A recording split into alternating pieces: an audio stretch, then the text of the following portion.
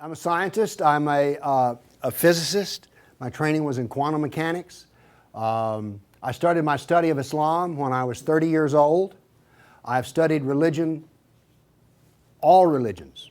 And my way of studying anything is to read, if possible, its source text. For instance, I studied for over a year at the Orthodox synagogue to study Torah. And that's the way I like to study. So when I studied Islam, my first thing was to go to, they were Sufi masters, and so I went, studied with them, practiced some of their practices, and read some of their books. I began to be aware that Sufism, which is mystical Islam, was like a palace that had a basement in it. The door to the basement is locked, but something smells bad down there. So I drifted off and then didn't study Islam for a long time, and then I was a professor for 8 years at terribly slow university, also called Tennessee State University. I called it that when I was there. Nobody ever argued with me. And I had a lot of Muslim students, and it was very clear that they were different in a way that I couldn't quite put my finger on. There was a distance always there. So I started my study of the Quran all over again. This time I plowed through it. Long story made short, on 9/11, I saw the second plane hit the second tower. I stood up and I said, "It is jihad, Islam is here." I turned off the TV set and I've not watched TV since. I realized that I grew up in a nation which knew nothing about Islam. Nothing. They didn't know the difference between a Hindu and a Muslim. And up to that point in my life, I had been a father, a grandfather, a successful businessman, a professor, but my life was always actually a little hollow to me. I was left with the question is, what is it I'm supposed to do? When the second plane hit the second tower, I knew what I was supposed to do. So it was sort of a peculiar Saul on the road to Damascus in a strange sense of all of a sudden I knew what, and this is what I do. This is all that I do. My entire life is devoted to this. I work a 6.5-day week, about 14 hours a day. My wife is an internet researcher. This is what I do. And the reason I do this is simple, is that this is... In engineering, we have different terms for how important something is. One term we use is critical. What that means, if you have a critical failure, you no longer have a mission. You're in flames. And so far as I'm concerned, today at this gathering, many issues will be spoken of. All of them are important. None of them are critical. This issue is critical. No matter how you stand on abortion, if Sharia law is put into place, it makes no difference what your original stance was. No matter how you feel about anything, it doesn't make any difference, because the Sharia will annihilate our civilization.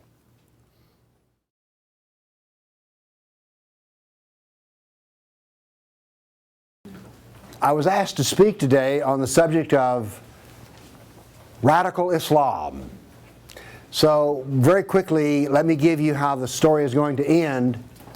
Talking about radical Islam is like talking about unicorns.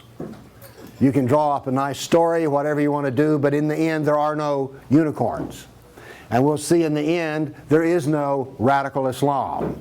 And that indeed, if someone uses that term, immediately you'll know they don't really know everything that they're talking about.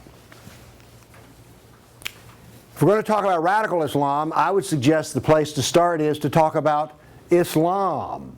Because you see, we hear about moderate Islam, radical Islam, and everybody wants to define moderate Islam as a Muslim I know at work who seems like a nice guy. So that must be moderate Islam. And then radical Islam, well, that's Osama bin Laden or something like that.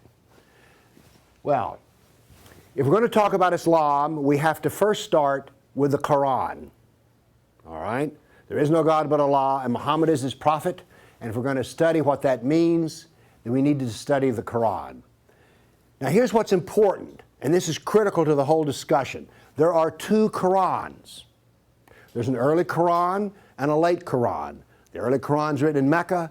The late Quran is written in Medina, and they are radically different books. Hence, we have this business.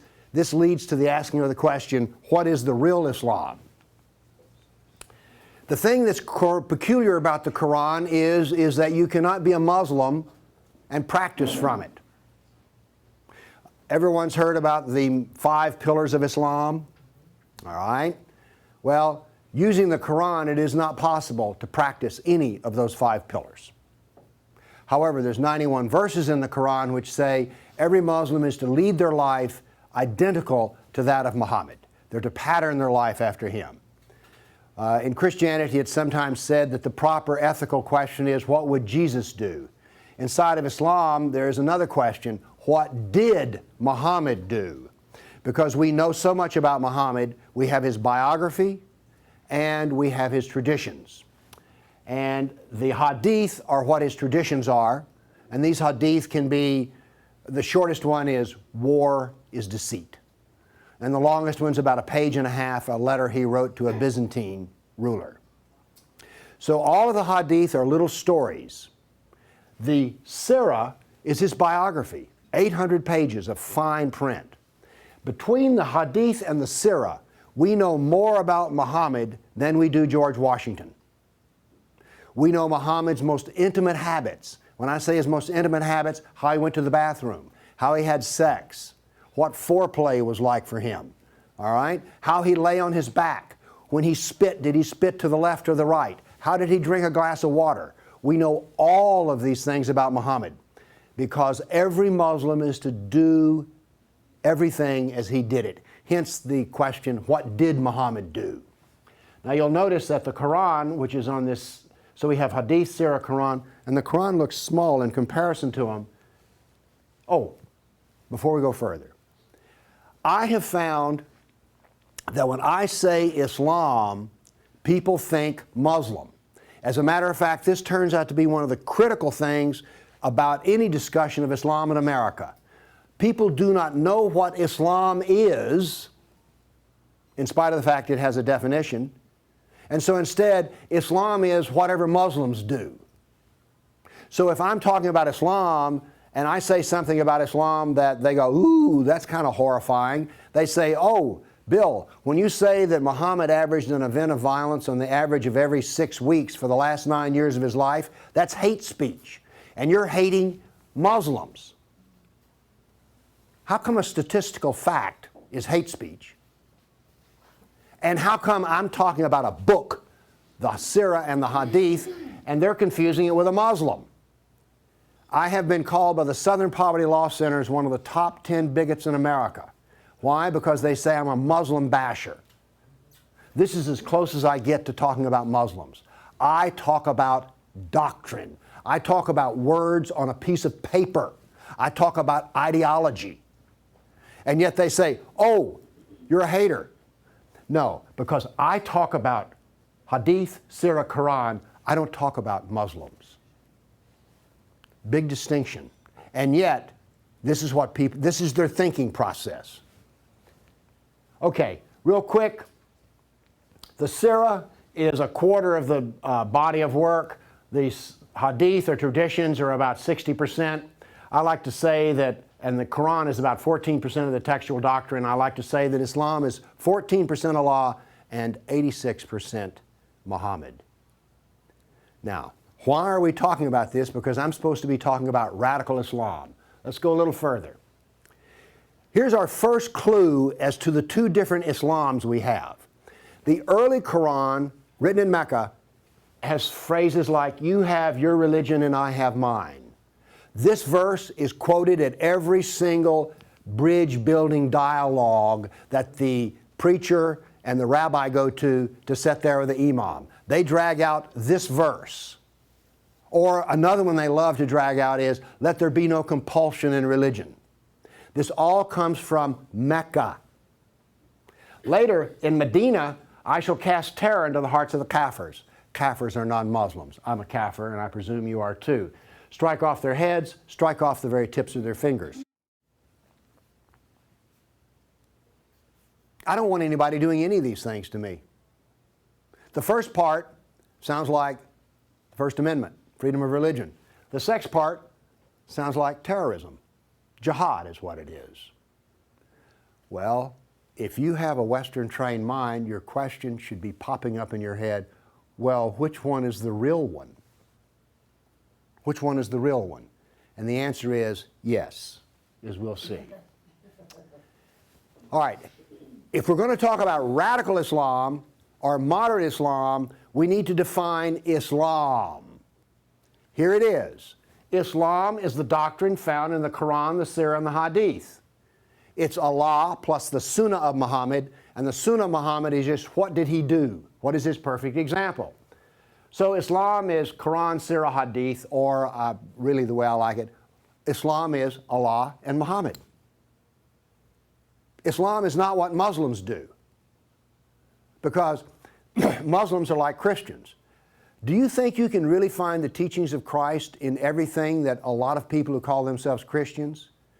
No. You'd wind up with some kind of funny Jesus if you try to work backwards from the Christian to Christ. Well, it's the same with Islam. Why go to Muslims? What you want to do is you want to go to Islam. All right. Real quick, we need to know this, because this is going to, everything hinges off of this. The Qurans and the Hadith and the Sirah devote nearly all of their time to how to be a Muslim? No. Most of what they're about is us. What to do to us, how to treat us, how to talk to us, how to persuade us, how to convert us, how to kill us. It's mostly about us. And this is where we diverge so much from, say, Buddhism as an example. The Quran, nearly 2/3 of it's about us. Muhammad's life, 81% of it is about us. The Hadith only is about 37% about us. The three sacred texts of Islam, over 50% of it is about us. And by the way, in essence, we've defined the Bible of Islam here as well. Let me make this clear. The Quran is not the Bible of Islam. It's one of three sacred texts. All right? Islam is not the worship of Allah, it's the worship of Allah and the imitation of Muhammad. And the imitation of Muhammad is more important than the worship of Allah. Okay, so that's about us, and here's why that's important. Political Islam is the Islamic doctrine that deals with the kafir, which is all I care about. I don't care about how to pray in Islam.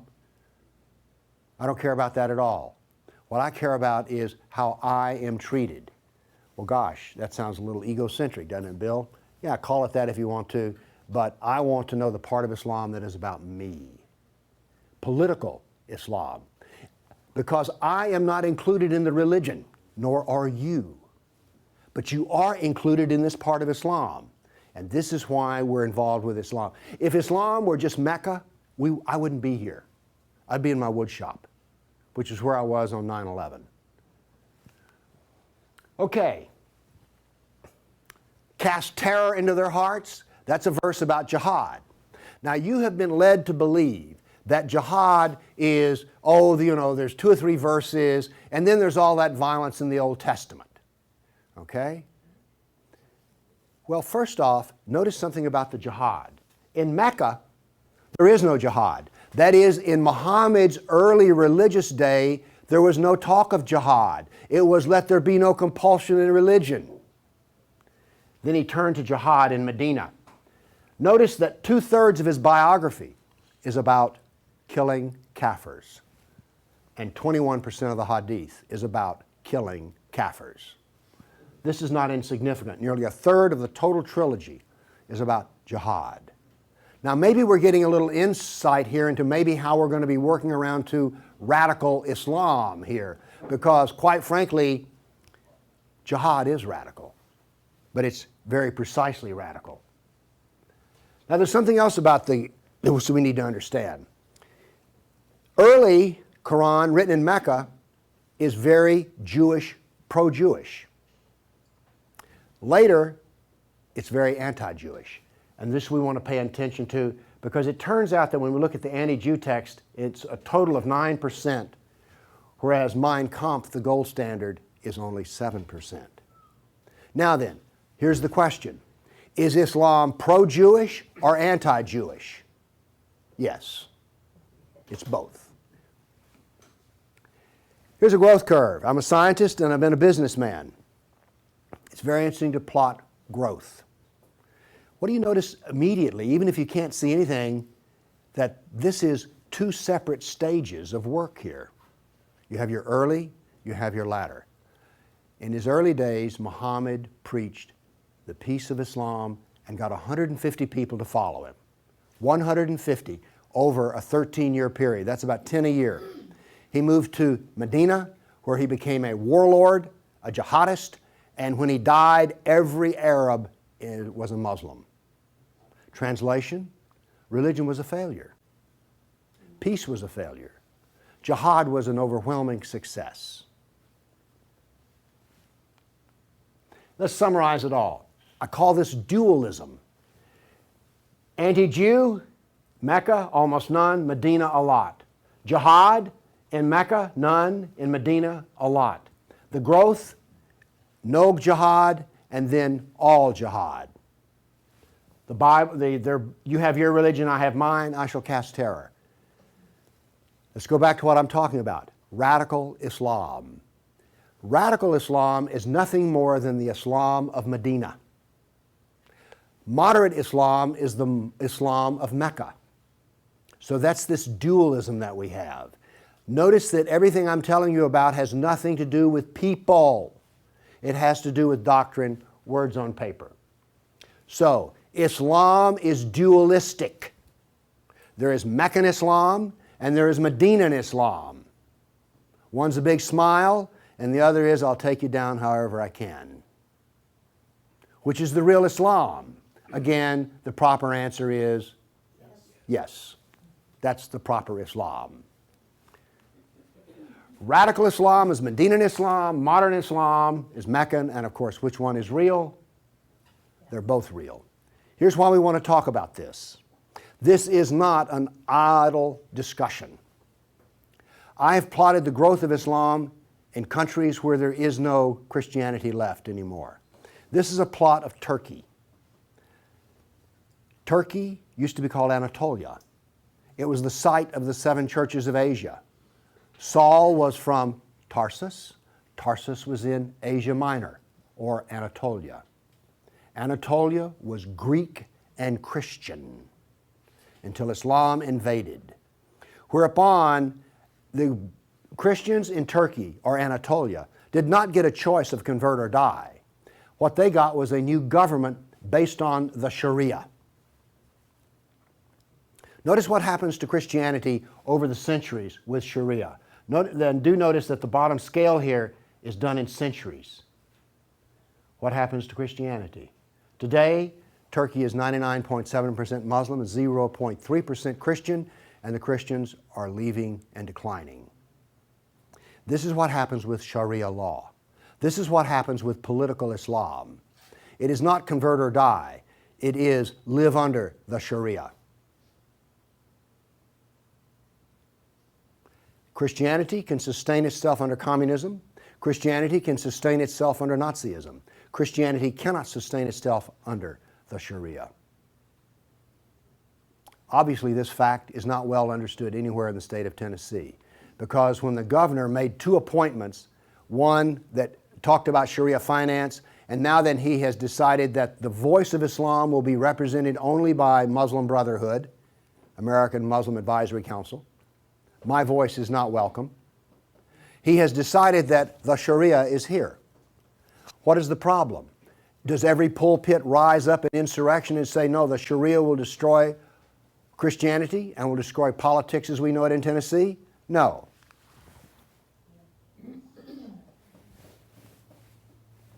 The church is silent. The church doesn't know anything's going on.